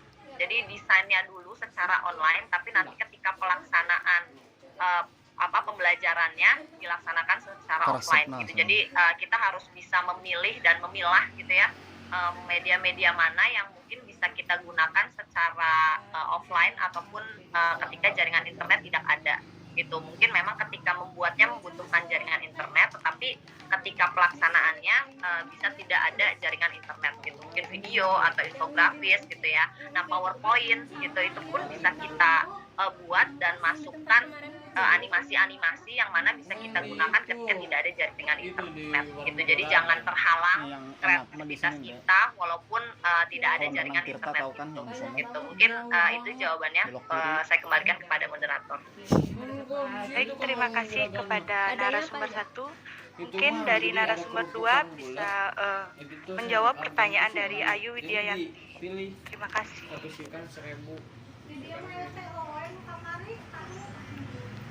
Ini satu siukan itu kecil. Banyak pintu. Baik, jadi seperti yang telah disampaikan oleh narasumber 1, saya sangat setuju dengan Ibu Dayu Trisnanti, yaitu seperti yang dikatakan beliau bahwa kita jangan sampai tidak mengutamakan kreativitas. Jadi kita harus bisa memilih dan memilah seperti yang dikatakan oleh beliau. Jadi kita tidak apabila terkendala jaringan internet itu, kita bisa menggunakan video. Kemudian tidak hanya video itu kita bisa dicari di YouTube, namun kita pun bisa membuat video tersebut. Jadi kita bisa menggunakan beberapa fitur-fitur atau fitur-fitur offline yang bisa kita gunakan sebagai perangkat pembelajaran interaktif. Jadi video pun bisa kita berikan kepada siswa apabila kita sangat minim tentang jaringan internet. Sekian yang dapat saya sampaikan. Baik, terima kasih kepada narasumber 2. Apakah bisa diterima oleh kepada Ayu Widyayanti? Baik, untuk berikutnya ada pertanyaan lagi, yaitu bagaimana aplikasi edukasi mendukung kecakapan pada abad 21.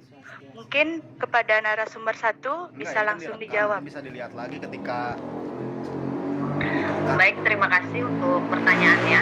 Seperti yang kita ketahui gitu ya, kecakapan abad 21 ini atau 21st century yang harus kita coba capai gitu ya kepada siswa-siswi kita. Salah satu di dalamnya adalah kecakapan untuk digital literacy gitu ya, penggunaan teknologi.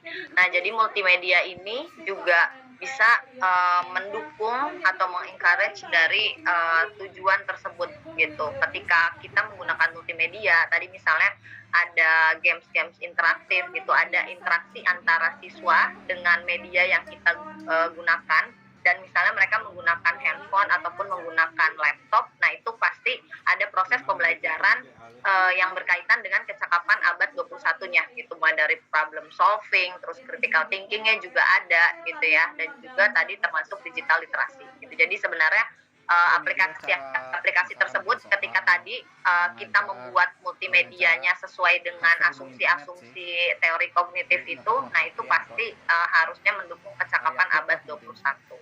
Seperti itu, mungkin saya kembalikan lagi ke moderator. Semoga cukup menjawab ya, Bu Nendi. Baik, terima kasih atas tanggapan dari narasumber 1. Apakah dari narasumber 2 ada tambahan? Tapi kan Pak Mugni juga masih bisa ngajar, Pak. Saya rasa dari narasumber 1 sudah memaparkan jawabannya dengan sangat tepat. Baik, terima kasih dari narasumber 2. Baik, bagi peserta seminar yang lainnya, apakah ada pertanyaan lagi yang ingin disampaikan? Saya persilakan. Dekat iya imah. Mau fokus ke pesantren aja. Mau fokus di masalah. Gitu. Mungkin dari semua peserta webinar sudah mengerti ataupun sudah paham apa yang sudah dijelaskan oleh narasumber 1 dan narasumber 2. Untuk sesi diskusi dan tanya jawab saya akhiri sampai di sini karena tidak ada peserta yang ingin bertanya lagi. Selanjutnya di sini kita lanjutkan acara selanjutnya, yaitu dipersilakan kepada notulen untuk menyimpulkan hasil webinar pada hari ini. Kepada notulen, waktu dan tempat saya persilakan.